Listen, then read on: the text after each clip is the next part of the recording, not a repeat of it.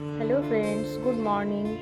আজ উঠতে 8টা বেজে গেছে। তো প্রথমে ঘরটা ঝাড় দিয়ে নিয়েছি, তারপর ফুল তুলে নিলাম ঠাকুরের জন্য।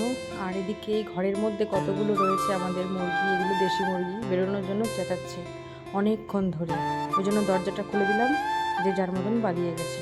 তারপর সকালের খাবারটা বানিয়ে নিয়ে এদিকে দুপুরে রান্নাবান্না জোগাড় করে দুপুরে রান্না করলাম আজকে ভাত, কলাইয়ের ডাল, সবজি তরকারি, আর এটা হচ্ছে ঘ্যাটকোল পাতা, আর ওইটা রান্না হবে ঘ্যাটকোলের ডাঁটি। ডাঁটিগুলো আলাদা করে খাওয়া যায়, পাতাও ভাজা যায় আলাদাভাবে, বাটাও খাওয়া যায়, বেশ ভালো লাগে। তো ঘ্যাটকোলের ডাঁটি আর এটা কাঁঠালের আটি, এই দুটো ভালো করে সেদ্ধ করে নিয়েছি। সেদ্ধ করে জলটা ফেলে দিয়েছি। আর এর মধ্যে মশলা দেব সর্ষে, পোস্ত, লঙ্কা, রসুন। ওটা মশলাটাও বেটে নিলাম। নেওয়ার পরে কড়াইতে তেল দিয়ে কালো জিরে ফোড়ন দিয়ে ডাঁটিটা বেশ ভালো করে ভাজা ভাজা করে নিতে হবে। ভালো করে ভেজে নিয়ে তারপর মশলা দিতে হবে। তো এই দেখো আমি এইরকমভাবে ভেজে নিয়েছি।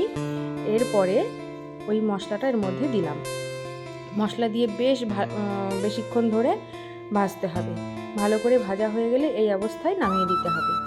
আর তারপর এবার আমি স্নান করে এসে ভাত বেড়ে নিয়েছি। ভাত বেড়ে খেতেও বসেছি। ডাঁটিটা কিন্তু বেশ ভালো হয়েছে খেতে। তোমাদের কেমন লাগলো ভিডিওটা